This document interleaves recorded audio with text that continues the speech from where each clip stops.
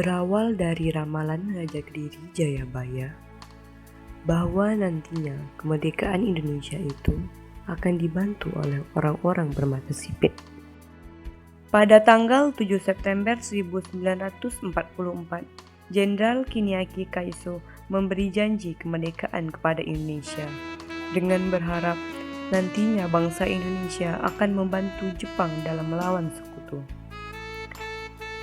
Sehingga Jepang pun mengizinkan bendera merah putih dikibarkan di samping bendera Jepang, bendera Hinomaru. Setelah itu, Letnan Jenderal Kumaikichi Harada mengumumkan dibentuknya BPU PKI. Pada tanggal 1 Maret 1945, dibentuklah Badan Penyelidik Usaha-Usaha Persiapan Kemerdekaan Indonesia atau disingkat BPU PKI, yang mana badan ini dibentuk untuk menyelidiki dan mengumpulkan bahan-bahan penting tentang ekonomi, politik, tatanan pemerintahan sebagai persiapan kemerdekaan Indonesia. Pada tanggal 28 Mei 1945 sampai 1 Juni 1945 diadakan sidang pertama BPU PKI untuk membahas mengenai dasar negara Indonesia yang akan dibentuk. Pada tanggal 29 Mei 1945, Muhammad Yamin ikut mengemukakan 5 asas dan dasar negara dalam pidatonya. Pada tanggal 31 Mei 1945, Supomo juga mengemukakan gagasan asas dan dasar negara Republik Indonesia. Pada tanggal 1 Juni 1945, Soekarno juga mengusulkan dasar-dasar negara, yaitu Pancadharma yang selanjutnya dinamakan Pancasila, sehingga tanggal 1 Juni ditetapkan sebagai hari lahirnya Pancasila.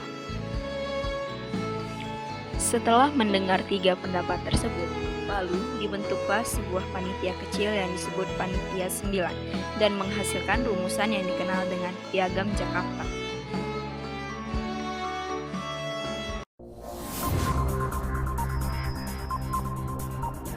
Pada tanggal 10 sampai 11 Juni 1945 diadakan sidang kedua BPU PKI untuk membahas tentang rancangan Undang-Undang Dasar.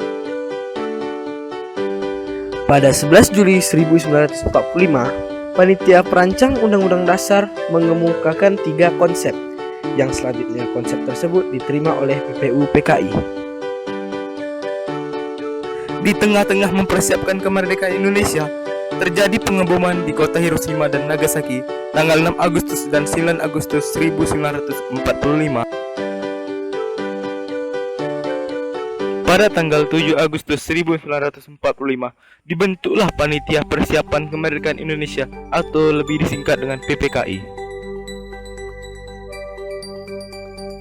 Pada tanggal 9 Agustus 1945, Jenderal Terauchi memanggil Soekarno, Muhammad Hatta, dan Rajiman Widyodiningrat ke Dalat Saigon. Kemudian, pada tanggal 12 Agustus 1945, Jenderal Terauchi mengucapkan selamat kepada Soekarno dan Muhammad Hatta sebagai ketua dan wakil PPKI. Kekalahan Jepang pada Perang Dunia Kedua membuat Jepang menyerah tanpa syarat kepada sekutu pada tanggal 15 Agustus 1945.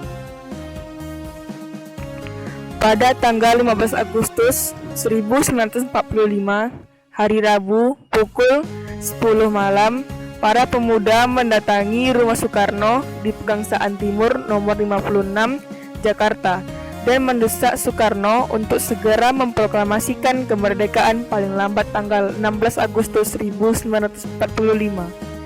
Hal ini membuat perdebatan antara golongan muda dan tua. Pada pukul 24 WIB, tanggal 15 Agustus 1945, diadakan pertemuan di Jalan Cikini 71 Jakarta, dan mereka bersepakat untuk membawa Soekarno dan Muhammad Hatta keluar kota agar terhindar dari pengaruh Jepang. Pada tanggal 16 Agustus 1945, pukul 4 pagi, rombongan Soekarno, Muhammad Hatta, dan para pemuda menuju Rengas Dengklok.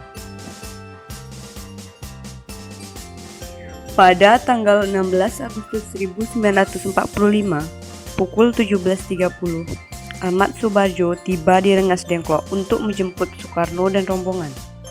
Akan tetapi, para pemuda tidak mengizinkan hal itu, sehingga membuat Ahmad Subarjo memberikan jaminan, yaitu apabila besok tanggal 17 Agustus paling lambat pukul 12 belum ada kabar proklamasi kemerdekaan Indonesia, taruhannya adalah nyawa Ahmad Subarjo. Mendengar jaminan itu, maka Soedanko Subeno mewakili para pemuda mengizinkan Soekarno dan rombongan kembali ke Jakarta. Pada petang itu juga, Soekarno dan rombongan kembali ke Jakarta. Pada saat itu juga, Soekarno dan rombongan menuju rumah Laksmana Maida di Jalan Imam Bonjol nomor 1 untuk merumuskan teks proklamasi. Pada pukul 5 pagi, tanggal 17 Agustus 1945, para pemimpin dan pemuda telah menghasilkan kesepakatan untuk memproklamasikan kemerdekaan di rumah Soekarno. Pada tanggal 17 Agustus pukul 10 pagi, hari Jumat, dibacakan naskah proklamasi kemerdekaan Indonesia di rumah Soekarno, Jalan Pegangsaan Timur nomor 56, Jakarta.